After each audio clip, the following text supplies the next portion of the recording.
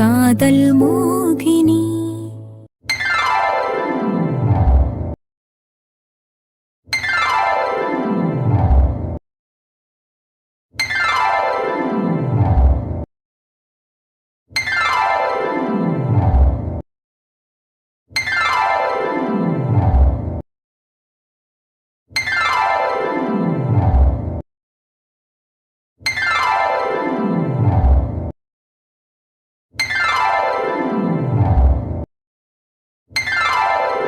அப்பா, என்ன இருந்தாலும் நீங்க மோகனாவை அவங்கள நம்பி அனுப்பியிருக்க கூடாதுப்பா.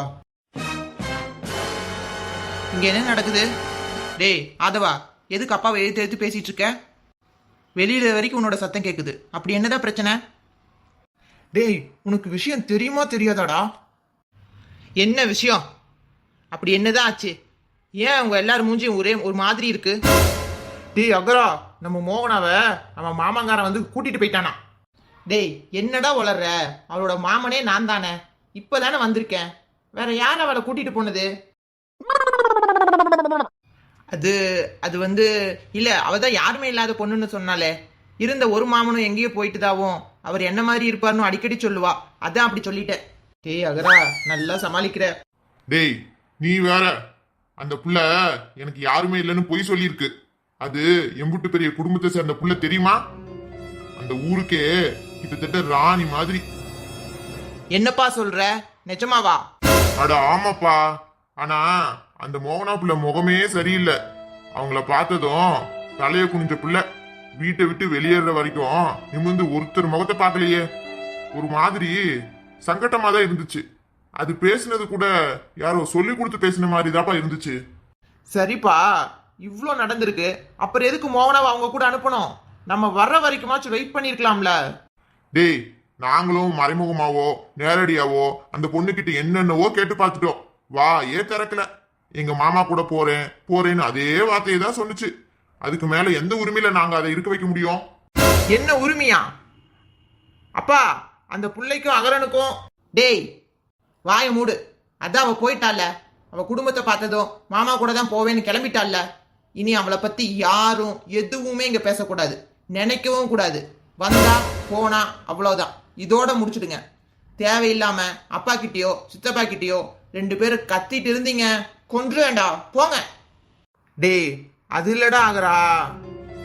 டேய் வாய மூடுன்னு சொன்ன, இங்க இருந்து போங்க.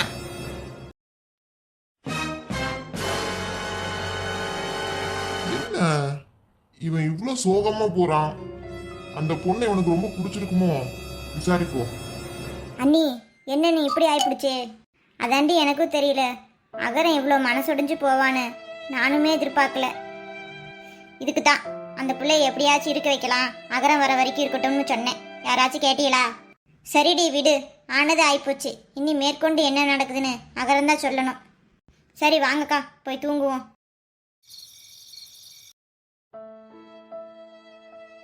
டேய் மாப்பிள, என்னடா என்னென்னமோ சொல்றாங்க இந்த மோகனா. மாமா தான் சொல்லிட்டாங்களே, இனி அவளை பத்தி பேச என்ன இருக்கு? போயிட்டானா விட்டுரு. டேய் எப்படிடா விட சொல்ற? காலையில இருந்து அந்த பிள்ளைக்கு ஏதாவது வாங்கிட்டு போகணும்னு கடைக்கடையா அலைஞ்சு திரிஞ்சு வாங்கிட்டு வந்திருக்கியே, அதெல்லாம் எதுக்காக? அந்த பிள்ளை போயிடுச்சுன்னா நீயும் அமைதியா இருக்க. என்ன வேற என்ன மாமா பண்ண சொல்ற? அவதான் என் மாமா மகனுக்கும் எனக்கும் கல்யாணம், எல்லாரும் வந்துருங்கன்னு அழைப்பு வச்சுட்டு போயிருக்காளே. அதனால கல்யாணத்துக்கு போய் ஆசீர்வாதம் பண்ணிட்டு வர சொல்றியோ? அது இல்ல ஆகரா, அதோட நிலைமை என்னன்னு. என்ன பெரிய நிலைமை வந்துட போகுது? எதுக்கு எடுத்தாலும் ஓடி வந்து கட்டி பிடிச்சால, என்ன கல்யாணம் பண்ணிக்க மாமான்னு கேட்டால. நான் கிட்ட போனா கூட அவதான் ரொம்ப சந்தோஷமா இருப்பா. அப்புறம் என்ன இதுக்கு என்னை விட்டுட்டு போகணும்? டேய் கோபப்படாதராகடா, நிதானமா யோசி. அப்படி இருந்த புள்ள திடீர்னு போயிருக்குன்னா அதுக்கு ஏதாவது கண்டிப்பா காரணம் இருக்கும். என்னவோ இருந்துட்டு போகட்டும் மாமா. என்ன காரணமா இருந்தாலும் நான் வருவேன்னு எனக்காக காத்திருக்காமையே போயிட்டால. என்னைய பாக்குறப்பெல்லாம் அப்படியே அவ கண்ணுல ஒரு சந்தோஷம் வரும் பாரு மாமா. அதுலதான் நான் அவகிட்ட விழுந்துட்டேன்.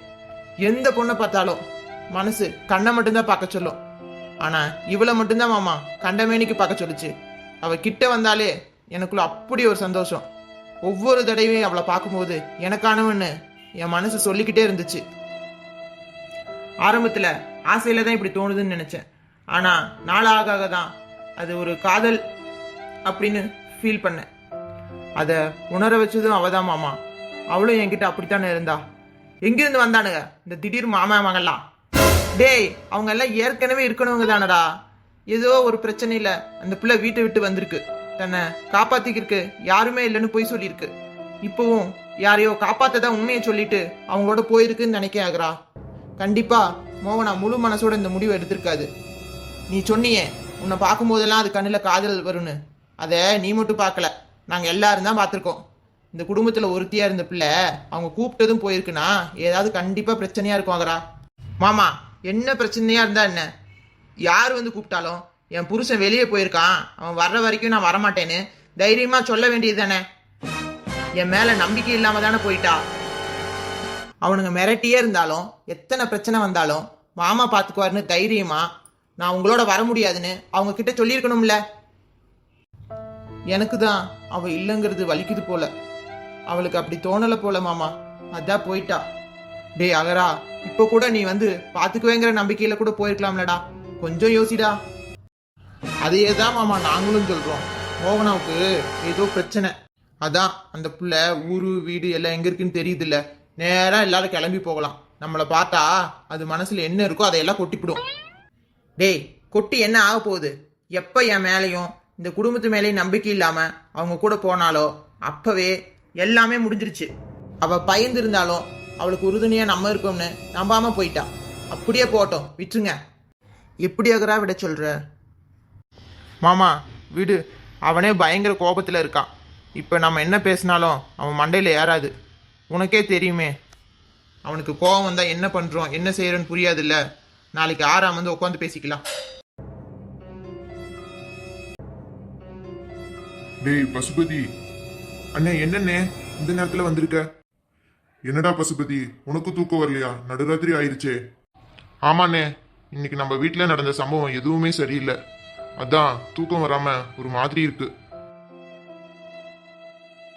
எனக்கும் அந்த மோகினி பொண்ணு போனதுல இருந்து மனசே சரியில்லடா. நம்ம அகதீர மனசுலயும் அவதான் இருக்கான்னு தோணுது. நம்ம பசங்களும் அவன்கிட்ட பேசிட்டு இருக்கிற விதத்தை வச்சுதான் நானே சொல்றேன். அப்படியாண்ணா, நிஜமாவா சொல்றீங்க? ஆமாடா பசுபதி, நம்ம அகதீர இவ்வளவு கோபப்படுறதுக்கு காரணமே மோகனா சொல்லாம போயிட்டாலேங்கிறது தான். அண்ணே, ஒன்னும் பிரச்சனை இல்லை. மோகனா முகமும் சரியில்லை. அதை விட அவங்க முகரக்கட்டையை பார்த்தா அவ்வளவு நல்லவங்க மாதிரியும் தெரியலண்ணே. பேசாம எல்லாரும் இப்பயே கிளம்பி போவோம். அந்த பிள்ளைய கூப்பிட்டு வச்சு அகரனை கல்யாணம் பண்ணிக்கிறியான்னு கேட்டுட்டு எப்படிமா நீ விட்டுட்டு வரலான்னு நேரடியா கேட்போம்னே. இல்ல பசுபதி, அவங்க ஒன்னும் சாதாரண ஆளுங்க இல்ல. அந்த ஊர்லயே ரொம்ப பெரிய குடும்பம், ரொம்ப கௌரவமானவங்க வேற. பார்த்தல மோகனா எப்படி அரண்டு போயிருந்துச்சுன்னு. அந்த பிள்ளைய ஏதோ சொல்லி மிரட்டி வச்சிருக்காங்கடா. இப்ப கூட்டிட்டு போய் முழுசா ஒரு நாளே ஆயிருச்சு. இன்னும் என்னென்ன சொல்லி வச்சிருப்பாங்களோ தெரியல. நம்ம போய் கேட்கறது பெரிய விஷயம் இல்ல. எனக்கு என் அத்தை மகன் தான் கட்டிக்கு இருப்போம்னு சொல்லிவிட்டா நாம தான் அசிங்கப்பட்டு போயிடணும். அது மட்டும் இல்ல, எங்க வீட்டு பொண்ணு அசிங்கப்படுத்திட்டீங்க, கௌரவம் போச்சுன்னு அவனுங்களும் ஏதாவது பிரச்சனை பண்ண வாய்ப்பு இருக்குடா. அதுக்காக இப்படியே விட்டுலாமா அண்ணே? முறையா அகரன் ஒரு பொண்ணை விரும்பி இருக்கான். அதை அமைச்சு கொடுக்க வேண்டியது பெத்தவங்க நம்ம கடமை தானே. டேய், நம்ம பையல நீ என்னடா நினைச்ச? அவனுக்கு அந்த பொண்ணு தான் வேணும், அவ இல்லாம வாழ்க்கை இல்லைன்னு நினைச்சான்னா ஒரு நிமிஷத்துல தூக்கிட்டு வந்துடுவான். அவனுக்கு நம்ம உதவியெல்லாம் தேவையே இல்லை. நம்ம பையன்டா அவன். அண்ணே, எனக்கு புரிஞ்சிருச்சுண்ணே. எப்படி நம்ம பையன் கோபம் குறைஞ்சதுக்கு அப்புறம் கண்டிப்பா அவளை தேடி போவானே. சரிடா, நீ போய் நிம்மதியா தூங்கு, நாளைக்கு பேசிக்கிடுவோம்.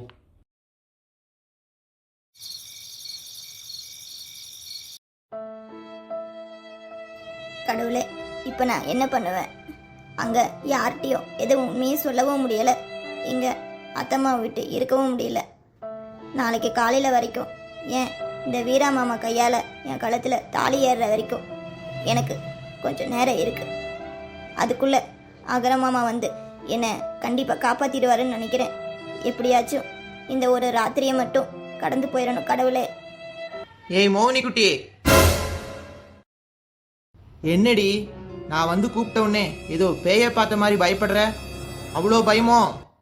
இல்லை மாமா, அப்படிலாம் எதுவும் இல்லை.